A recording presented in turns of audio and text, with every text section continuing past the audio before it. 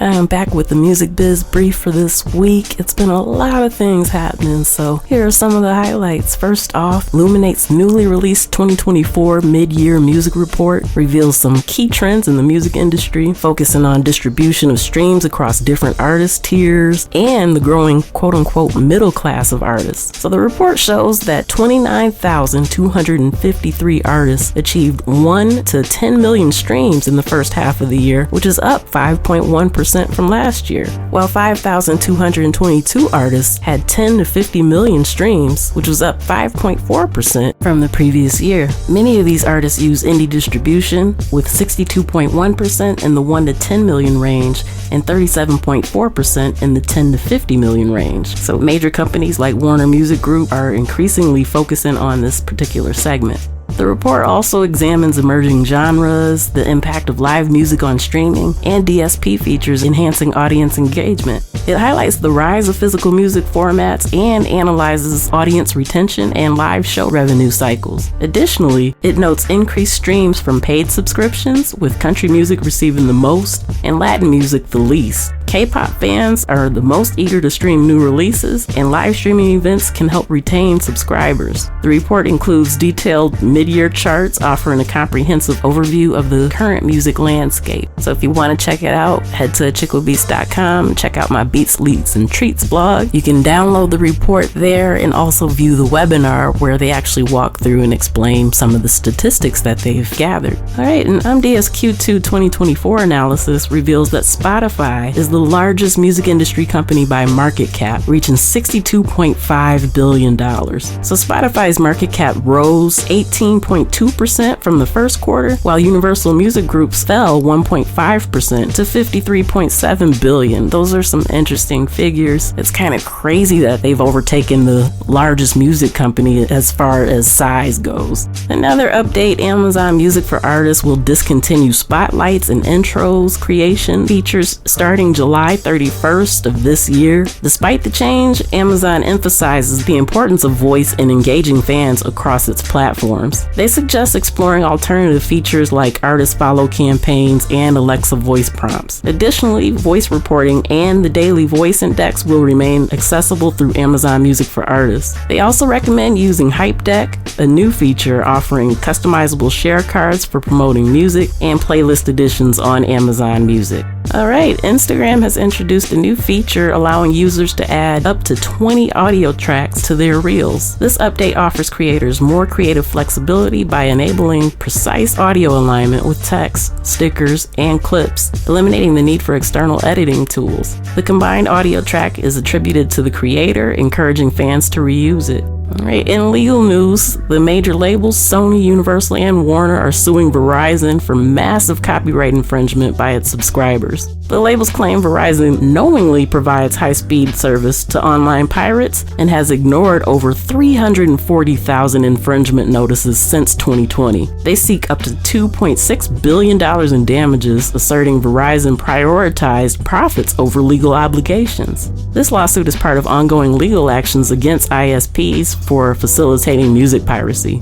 In the ticketing world, Eventbrite and TikTok have integrated to allow creators to add Eventbrite links directly to TikTok videos. So this integration aims to streamline event discovery and ticket purchasing within the app, enhancing community engagement. Users can easily promote and discover events, facilitating faster ticket sales through an in-app browser with just a few clicks. The feature supports multiple event promotions simultaneously and is available globally where both platforms operate.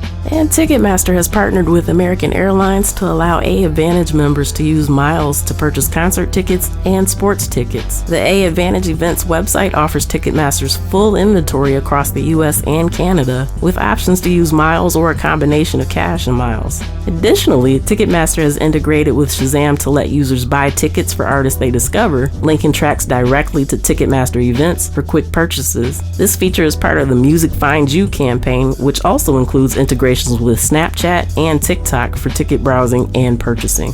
In the first half of 2024, 5 Washington, D.C. venues faced 73,000 speculative tickets worth $49 million despite StubHub's claims to ban such sales. This issue, highlighted by the Fix the Ticks coalition, coincided with their day of action on July 9th, which is pushing for congressional ticketing reform to combat fake tickets and deceptive marketing. Amid these rising calls for tighter regulation, StubHub has postponed its IPO to autumn, citing stagnant market conditions. The delay comes as advocacy for secondary ticketing regulation intensifies, with 65,000 messages sent to lawmakers. This scrutiny could influence U.S. market regulation, especially with the UK's Labour Party proposing a 10% price cap on ticket resale. Also, the U.S. is considering a new bill, the Content Origin Protection and Integrity from Edited and Deepfaked Media Act, which is being called the Copied Act for short, to regulate AI-generated content. The bill mandates transparency in marking and detecting AI content.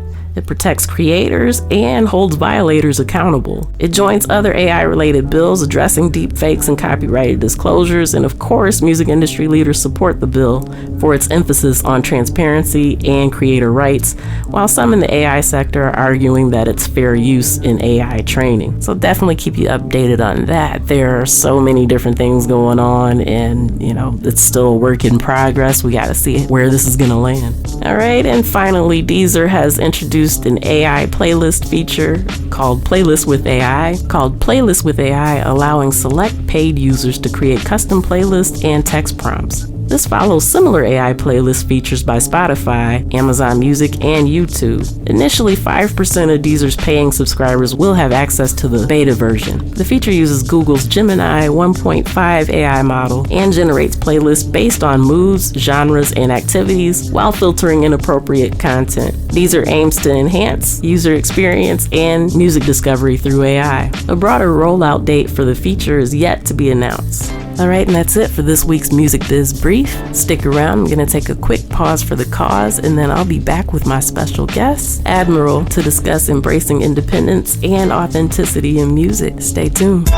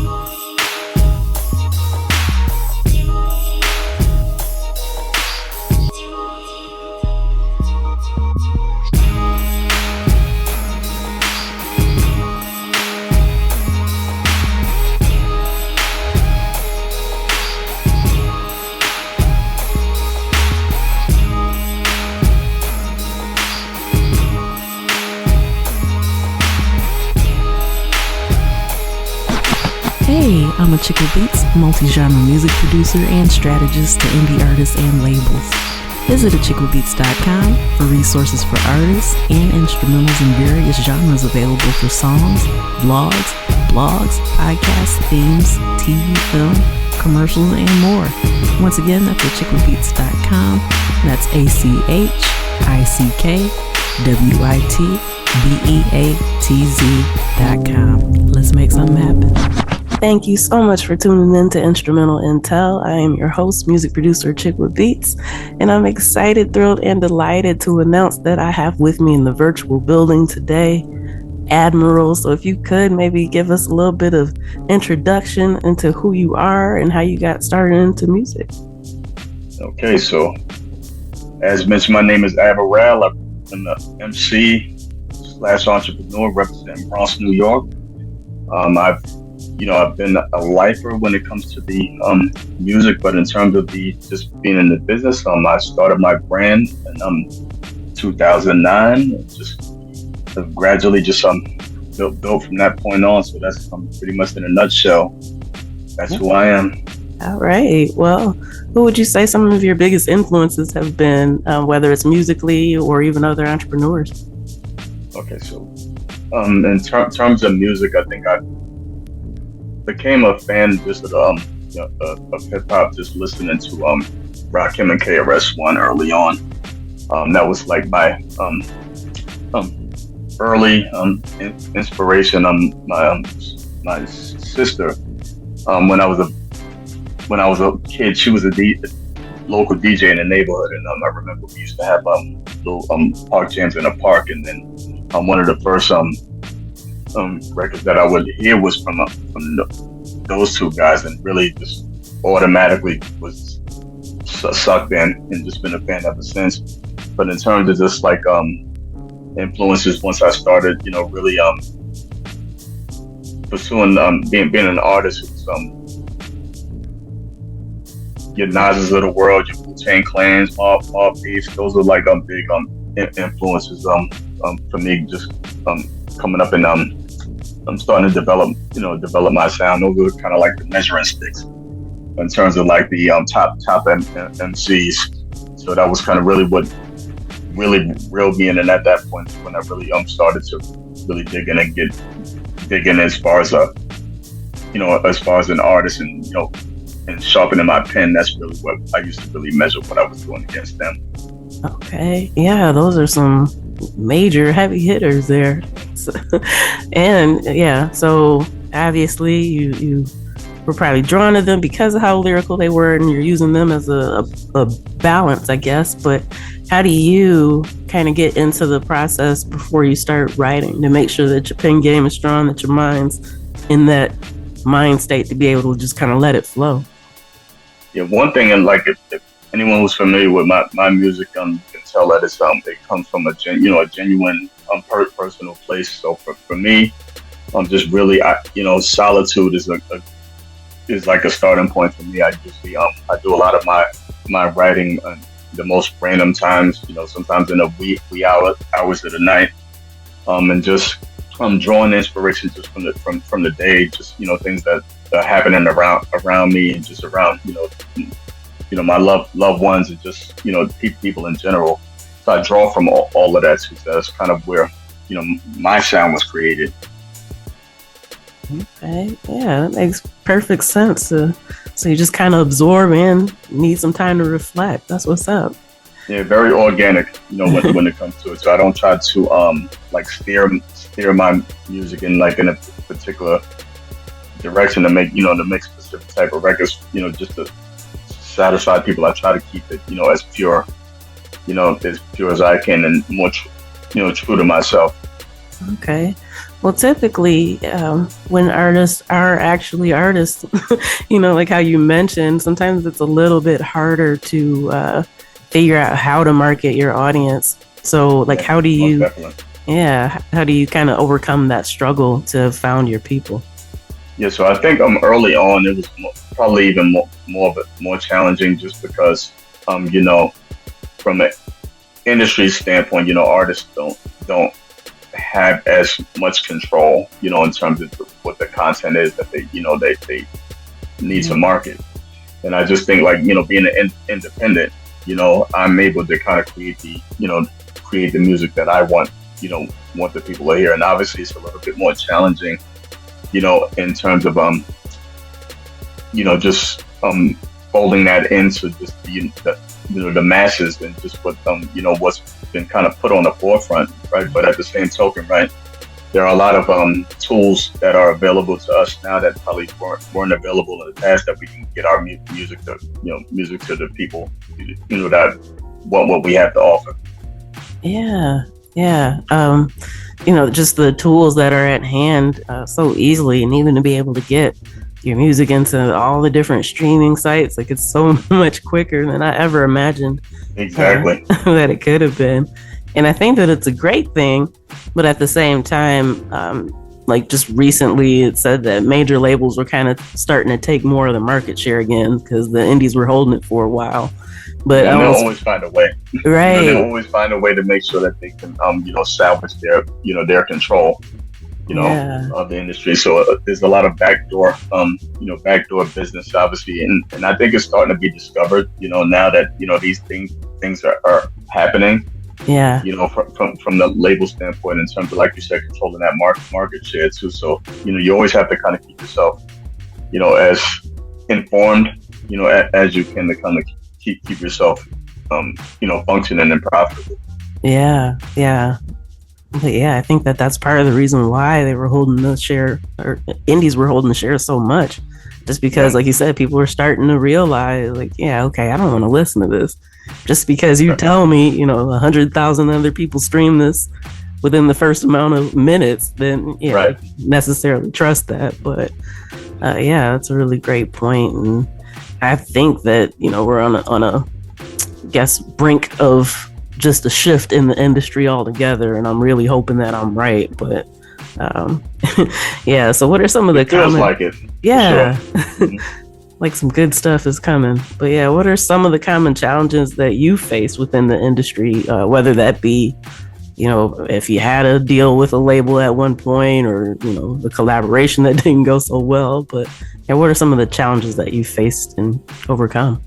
Okay, so I think a lot of the challenges for me is just that knowledge gap when it comes to the mechanics of the business. That was the biggest challenge for me, especially early on, because obviously everyone comes up and they want when we grew up, it was like you want a deal, right? So this was the goal, right? But ultimately, you come to a place when you understand, like, a deal per se is actually a bill, right? So yes. So when you look at that, it's not so attractive anymore, But I think a lot of you see a lot of the artists that you see now, that they're preyed on because they don't have that knowledge of business, and honestly just want to be seen, just want to be, have that look, and not understanding that, like, understanding what's being signed, and honestly what it takes for you to actually be truly successful, and not just looking successful in the business. So, so for me, that was one thing that I really drove me into kind of pivoting from, looking so much towards like a major deal like that. I think, like you said, we don't have artist development anymore either. So that's a whole nother thing. That was something that was critical in the past to kind of really build a brand, for an artist. But honestly, now when you any relationships that people have with labels, it's more built around like established product, right? You're viral, like either you're viral or you just have a already built, following that's, that they deem, profitable. Right. It's the only time that they even want to be involved, with an artist, which I understand, from a business perspective. If you don't have to invest, those resources in an artist, you can just kind of slap your stamp on, that artist brand. It's obviously a lot more easy. It's a lot easier, in that respect. So I think that's kind of the direction that it's gone for major labels at this point. So for me, I'm very happy to be independent. Obviously, there's still a lot of growth opportunity there, a lot of work to be done, and obviously it's a lot more hands-on. When you're independent, like, you really have to, get yourself informed and really find ways to really drive your business and find a way to drive, financially drive it to be able to continue to kind of deliver the music to the people. Yes, that's a serious gem that you just dropped right there. But yeah, like to find the information, like there's so much out there. That's actually the purpose of this podcast as well, like actually sharing music business news and insights of other artists, because it's kind of hard to stay on top of stuff. So, but it's so important. You put your blood, sweat, and tears into the music, you should be getting compensated for it every time someone listens. So yeah, right. And it's that balancing act, right? It's the balancing act of just trying to really understand what the time commitment is, and and what resources you need to commit on the business end to really capitalize off your music, right? Because that's the challenge, right? Because obviously if you need team, you need a team, right? But obviously it needs to be what kind of team are you putting together, right? What is the role? What are the roles of the people that's involved, and what do they contribute, right? A lot of times folks just have people around, them because you're the attraction, right? So people like to be around people who are in motion, and they feel like they're growing and progressing, right? Yeah. But obviously, when it comes to having a team to help you take that next level, everyone has the roles have to be defined. It has to be and people all have to be committed to their piece of the puzzle. Yeah. So that's a huge challenge. A lot of times, like I said, you see people with a lot of folks around them, right? But who's really contributing, right? Who's really, helping push it forward. Right. So that to me, that's a big challenge that I see. I experienced personally, and just like people that I'm familiar with, to kind of run that challenge as well. Yeah. That's a huge problem. What kind of advice do you have to offer anyone to be able to weed those people out? Like you said, you need people who are actually focused on the goal. Are there some, should I say maybe red flags that people can utilize before they get too serious into it? Yeah, I think so too, because the one red flag I think is like people who are not, this isn't what prior to, their involvement with you were not involved in this type of work, right? So there's no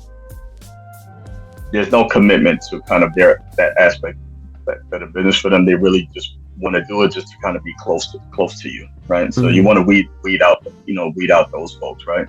Yeah. And honestly, do your research, right? If someone like people will see you active, and then it happens to me, probably happens to you, probably happens to a lot of other folks as well. It's just that when they see you in motion, right?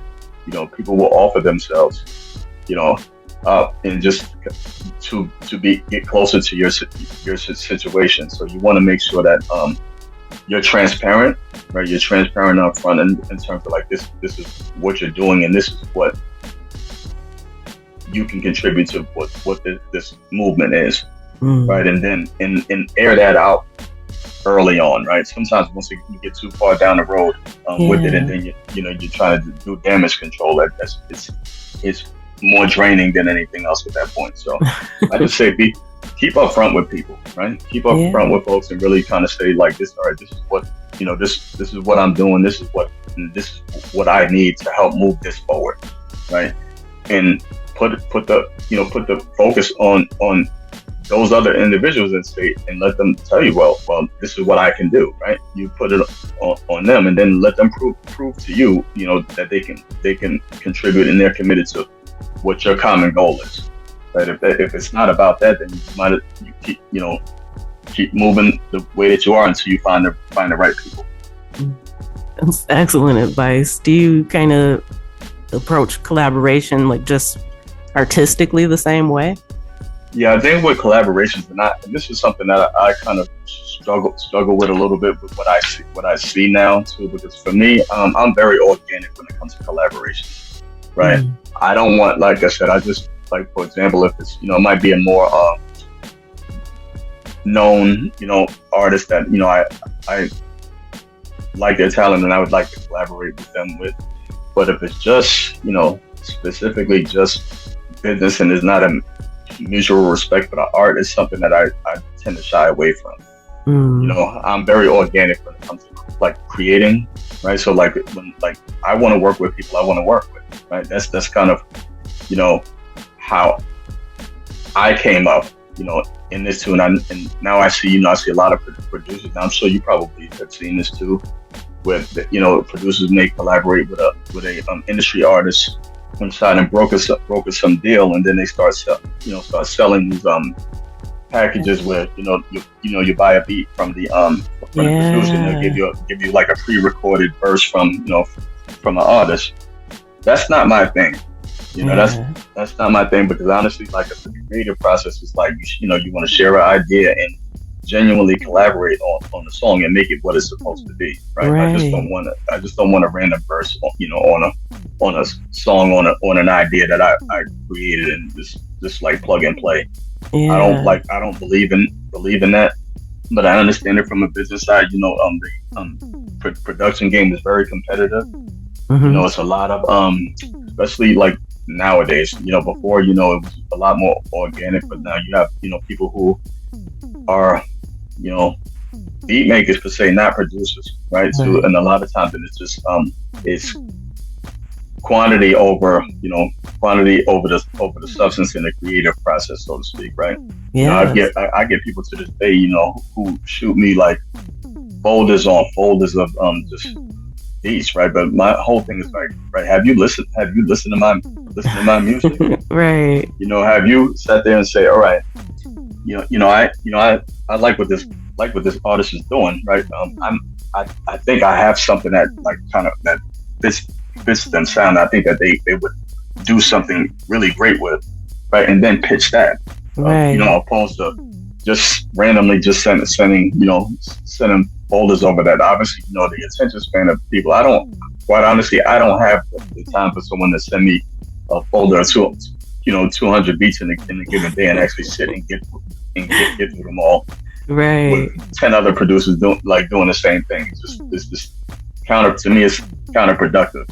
Right. You know, so my thing is like, you know, do the outreach, right? Do the outreach, you know, build a rapport, kind of see what the artist is working on, right? So that's a whole nother piece to it. It might be something that I like, right?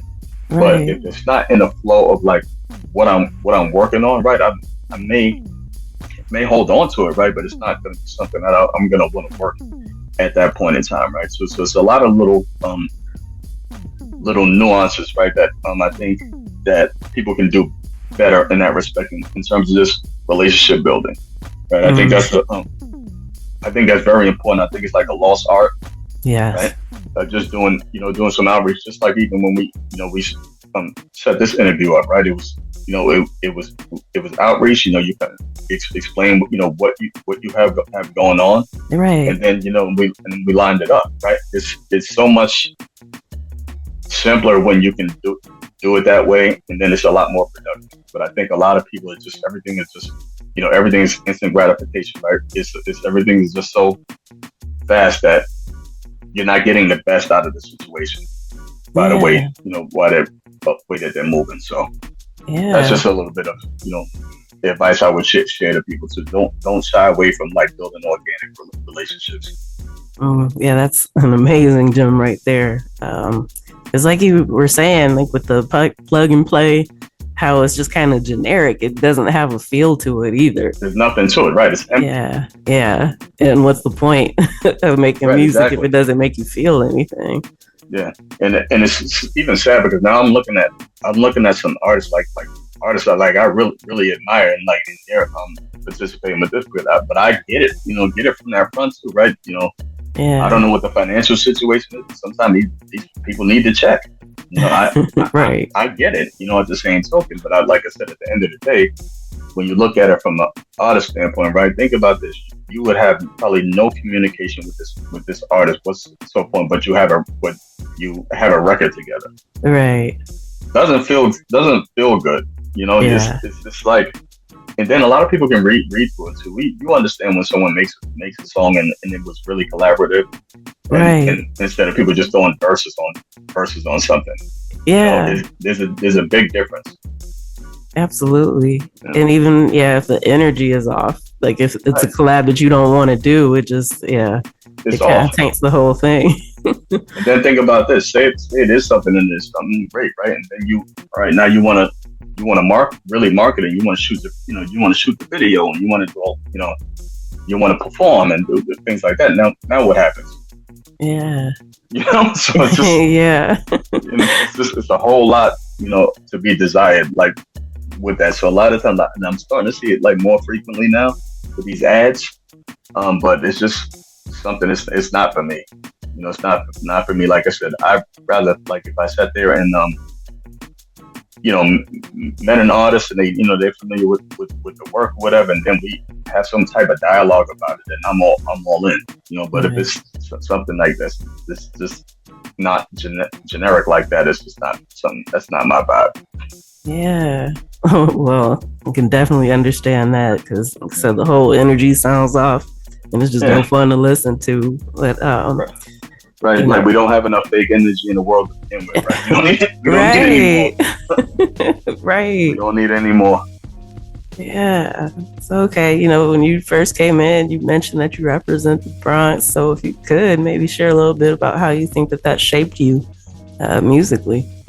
Yeah, so I mean, it shaped everything from my life, because like where I came from, honestly, was my neighborhood, the literal birthplace of hip hop. So, there's a responsibility, in with that, even hearing it from the OGs, like I've got the story from the beginning, like 3 blocks away from the building I grew up in. This is where where it really started.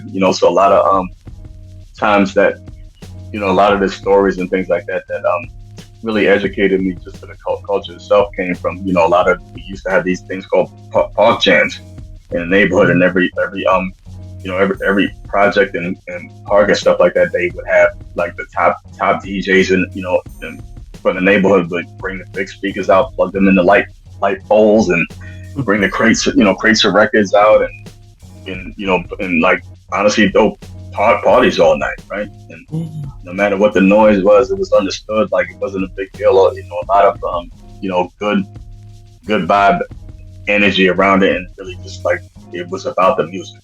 It was really about the music, and I think that's what the biggest thing that when we think of the Bronx, and it came to that when it comes to hip hop too, right? It always remained about that, So for me, being an MC, coming out the Bronx too, for me, I always, in terms of just the content itself, it always had to be authentic to me.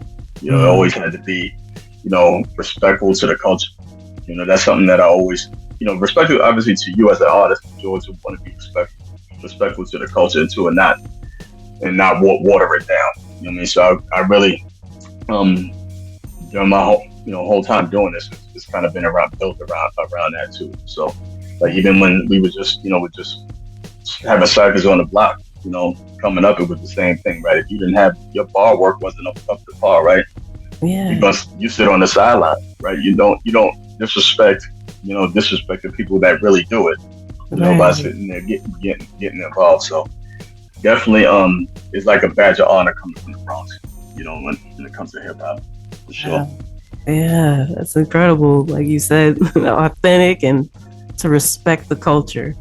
And you think about it, you listen to KRS-One, right? You listen to you listen to Slick Rick, you listen to these guys, right? These guys were like, these are like, in my eyes, they were pioneers, right?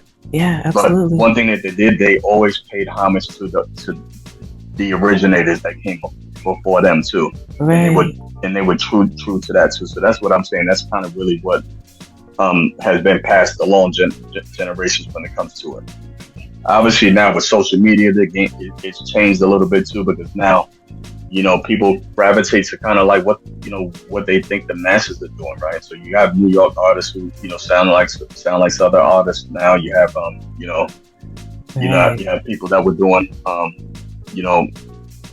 for the boom bap era, doing drill and all types of stuff too. So it's a different vibe. And like I said, I have no issue with like experimenting with sounds and stuff like that. I think that's just part of being creative, right? Yeah. But know your identity, right?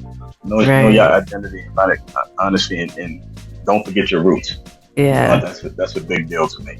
Because that's the thing, though. Yeah, like you said, you can experiment, but it should still sound like you. Exactly. Yeah, it Bottom shouldn't line, feel foreign. exactly. It should still sound like you. So it's funny. I have a record that I dropped not too long ago that has a drill sound in terms of the production to it, right? But I still in terms of how I rhyme to it, it was still in my pocket. You understand what I'm saying? Right. At the same token, and that was one thing I said. You know, it's okay to mash up, right? It's okay to experiment and evolve your sounds, because honestly, it gives you different. Like honestly, working with different styles of music allows you to open up your creativity too, right? Yeah. So, like, say for example, if I'm rapping over a boom bap beat all the time, right? Mm-hmm. That's what the verses are going to sound like, right? Right. They're going to sound, they're going to sound more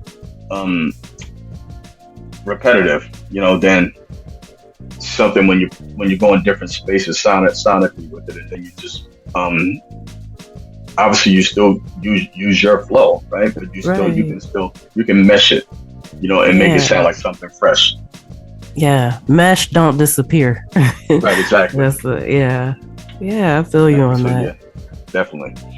Because I actually work in a few different genres, but I can tell you one thing: like that sound, it's still going to sound like me. It's not. And that's my point. Yeah, not the carbon copy of something else that someone else is doing just because you've seen that it's profitable. Exactly. But yeah, I think that's one person I used to always say with that too. That I used to always how you have your certain producers. You think of your Dre's, your Premiers, and stuff like that too, right? Mm-hmm. You know their sound from a mile away. Right? Yes. No matter what type of record that they're working on, right? This more than likely is this guy. Yeah. You understand what I'm saying? We'll hear those cuts in the beginning, like, oh, that's Primo. Right. Like, yeah. That's Primo, right? Exactly. So that's kind of what the same thing that I'm saying, right? When it comes to being an artist in your writing, right? You don't always have to, write just something on a Primo sound or something like, right. Something like a Timbaland sound or something like that. You can do anything in your own pocket, right? But it just gives you a chance to open it up, right? And open it up, open your flow up. It kind of really challenges stuff. Yeah. Yeah. And still be you, at the same time. Right. So, with that being said, you've given so much advice that I think will be helpful to a lot of listeners. But I just want to say one thing before I even set up the interview. I'm scrolling, and it's very rare that I slow down while somebody's rapping. But like as soon as the video started playing, I was like, oh yeah, like you can hear the authenticity like in your sound. Even the way you kind of filmed the video, like your movements and everything, like you could tell that you were just into it and really representative of the culture. And so I just kind of wanted to give you shouts on that, because especially with so much content coming at everybody, you got the type of music that makes somebody slow down, like, wait a minute, okay, I'm not going to keep scrolling. And so let me listen to this a little bit. That's ultimately, like I'm saying too, and this is the point of like kind of maintaining your uniqueness is that, right? Because you want people to take that second look. You want people to do that rewind or that replay, right? Yeah. Because and honestly, the only way with so much getting thrown at us, right? That's it. That's the way to go about it, is kind of really stick to your person in terms of how and how you create, right? And kind of draw it up, bring them into that world, opposed to just trying to fit in with everything, Yeah.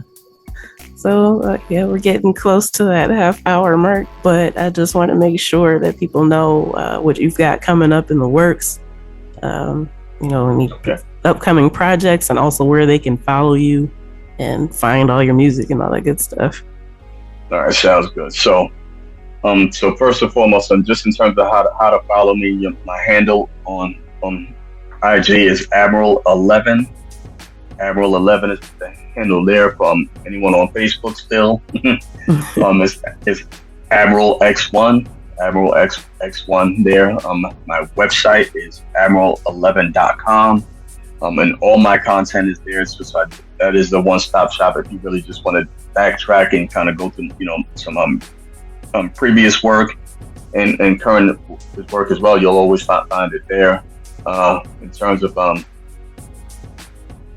TikTok, and this is something that I've kind of just started dabbling in a little bit. So I have some pages _Admiral11. So you can find some work there as well too. But definitely in terms of projects, I have a new project out now called Honor and Will Part 3. So I have two previous installments of that project. It was a 3-part series. So I just recently released the last part of that too. So definitely something to catch up on if you haven't heard that music as well. Very cohesive, very a lot of personal work, a lot of inspirational music there, motivational type music. And that's kind of really what my thing is. So I try to make some motivational music and kind of share my experience, through music there. And I'm working on a new project which I haven't announced publicly, but just to come with the title, I'm about 4 or 5 songs into recording a new project. So I'm looking to release some late in the fall, which is called a King's Calling. So that is on its way. So I'm definitely trying to keep the content coming. Be on the lookout for some visuals too. I have some new visuals coming just for the Honor and Will 3 projects. That be on the lookout for that. Probably going to be doing some performances in the fall as well. So just kind of moving and shaking, touching some states, things like that, and just kind of doing, enjoying the ride, enjoying the music. That's what's up, and I feel honored to have gotten the exclusive on the new project coming out in the fall too. So nobody knows about that. So, got the exclusive. All right. That's what's up. Well, congratulations to you. It's no easy feat putting albums together at all, and so especially to be working on so much and then even visuals and all that good stuff. I salute you. That's not for the faint of heart. I'm not trying to cheat it. I'm not trying to cheat the art either. So we put a lot into what we do. So it's only right that we share it. Yeah, that's what's up, and we appreciate you for that. I just want to thank you for taking the time to come on and share your story and share your wisdom. You dropped so many gems throughout this, and so I just want to thank you for that, and hopefully I can have you back again soon in the future. No, absolutely. We're connected now, so we'll definitely keep in tune. And obviously, anything that you have going on and anything that you need from me, I'm just a click away. So just feel free to reach out.